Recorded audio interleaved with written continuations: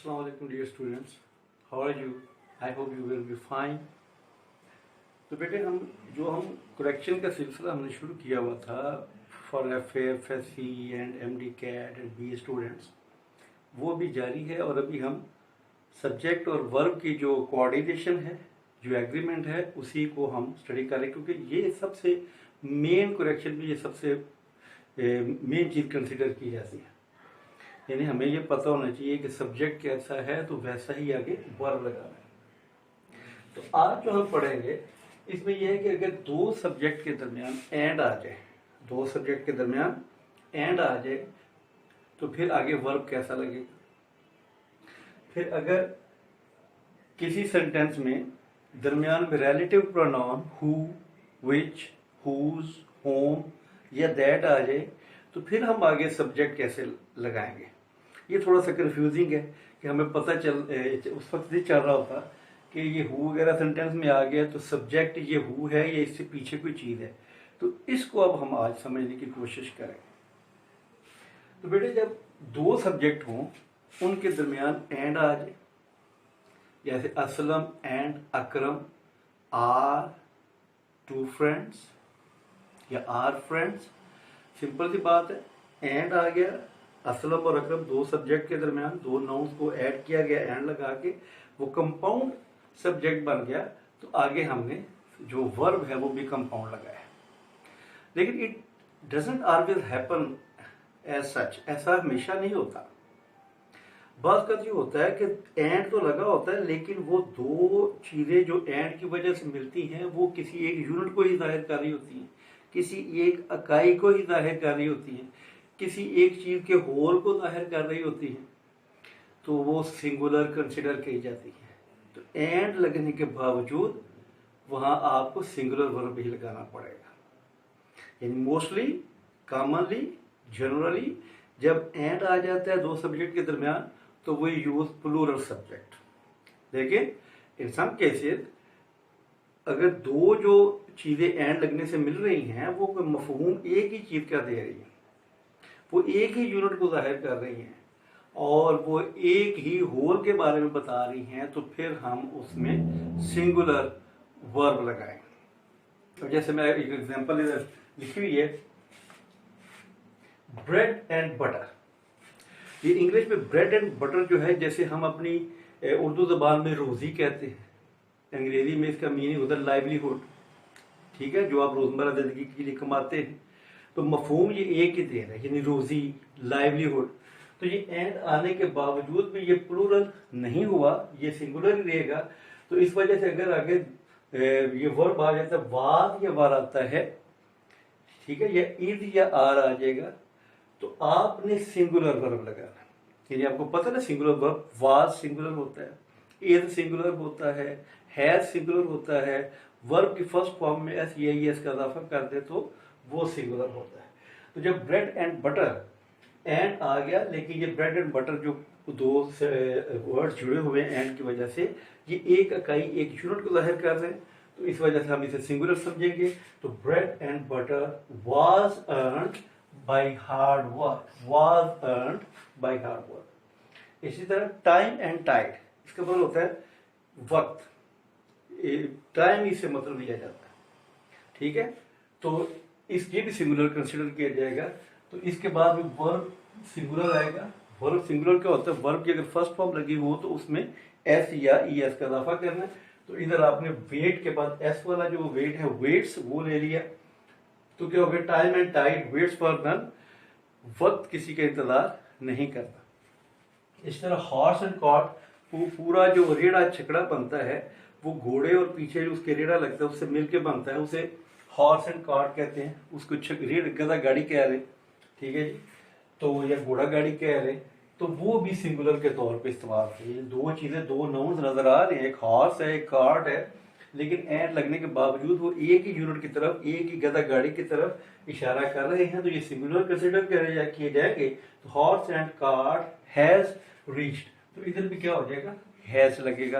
आपको पता है कि हैज जो है वो सिंगुलर हेल्पिंग वर्ब है, ये वर्ब है।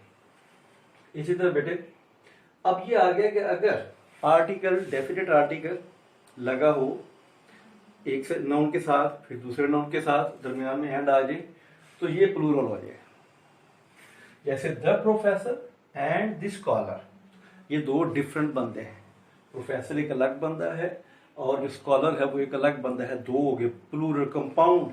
ये हमारे पास सब्जेक्ट आ गया। तो इसके बाद हम प्लूरल वर्ब लगाएंगे, हेल्पिंग वर्ब लगाएंगे। The professor and the scholar work here.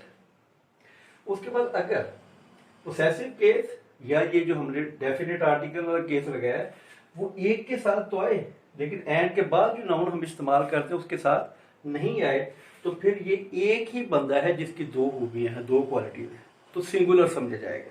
जैसे देखिए माय ब्रदर एंड टीचर।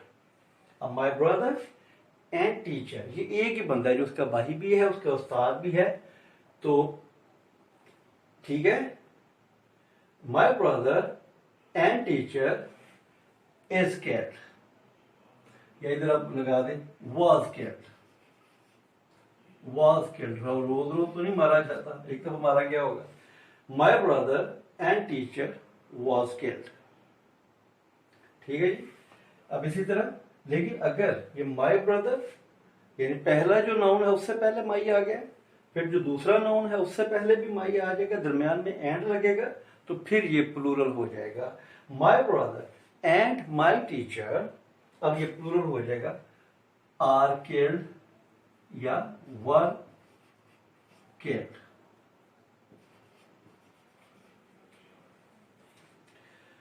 अब बेटे अगर हु आ जाए किसी सेंटेंस में, हु को हम कहते हैं रिलेटिव प्रोनाउन, यानी it tells us the earlier part of the sentence, about the earlier part of the sentence. ये सेंटेंस के पहले ही से के बारे में हमें बताता है। ये जो पहले कोई नाउन आया होता है उसके बारे में बताता है। जैसे हम पंजाबी में एक मिसाल देते हैं, अगर हम ये सिंपली किसी को ये कहें ना कि ये एक लड़की है, तो आप बिल्कुल कहते हैं हाँ जी, ये बस बात खत्म होगी।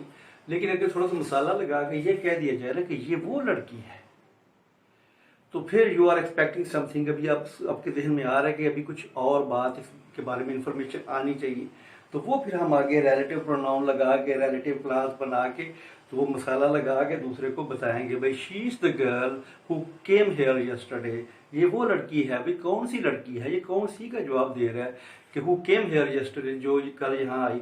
अब हु जो है वो उस नाउन के लिए इस्तेमाल किया जा रहा है, गर्ल के लिए इस्तेमाल किया जा रहा है। ठीक है।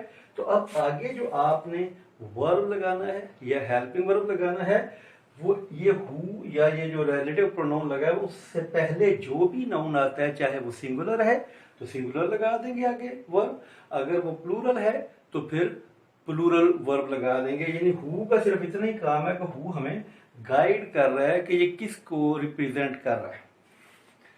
He is one of the boys. अब ये देखें, he is one of the boys. अब ये हु आ गया, हु किसके लिए आया हुआ है, बॉयज को रिप्रेजेंट कर रहे हैं। तो इसका मतलब ये है कि आगे जो हमें वर्ब लगाना है वो बॉयज के हिसाब से लगाना है।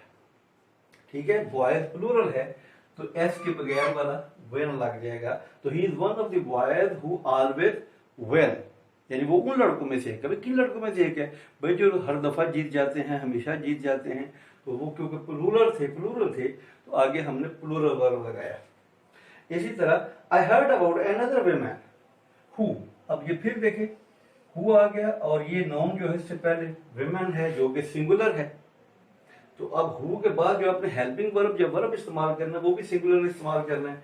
तो I heard about another woman who had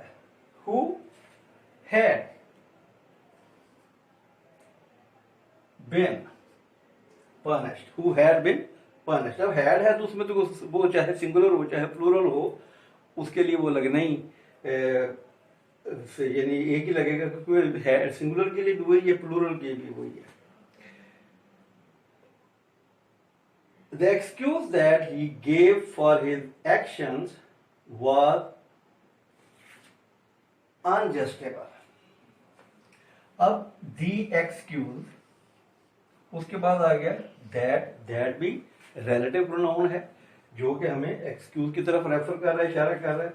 और एक्सक्यूज जो है वो सिंगुलर है, तो क्या होगा, the excuse that he gave for his action, यानी वो बहाना जो उसने अपनी गलतियों के लिए पेश किया वाज इनजस्टेबल, वो सही नहीं था, वो दुरुस्त नहीं था, तो आगे फिर क्या लगेगा, सिंगुलर लगेगा। तो बेटे ये आज हमने काफ़ी अच्छा ये टॉपिक है, अगर ये यानी काफ़ी ज़्यादा मेरे ख्याल में सब्जेक्ट और वर्ब के जो एग्रीमेंट है उसके लिए आपकी काफ़ी प्रेपरेशन हो गई है। अब आपने क्या करना है कि इसके ऊपर जोर लगाना है, प्रैक्टिस जरूर करनी है। कल हम इस किसी और वीडियो के साथ फिर इंशाल्लाह आपके सामने हाजिर होंगे, लेकिन उम्मीद ये की जाती है कि आप इसको अच्छी तरह से समझने की कोशिश करेंगे। ये ज़िंदगी के किसी भी एग्जाम में आपके लिए इंग्लिश एक लैंग्वेज है, एक टूल है दूसरे दार्जित को हासिल करने के लिए। तो इस वजह से इसको सीखना जो है वो बड़ा ज़रूरी है अच्छे तरीके से। इसकी एप्लीकेशन से आपको बहुत ज़्यादा फ़ायदा होगा। तो प्लीज़ इस वीडियो को लाइक कीजिएगा, इसको सब्सक्राइब भी कीजिएगा और अपने फ्रेंड्स में शेयर भी कीजिएगा ताकि ये ज़्यादा से ज़्यादा लोगों तक पहुँचे। अल्लाह हाफिज़।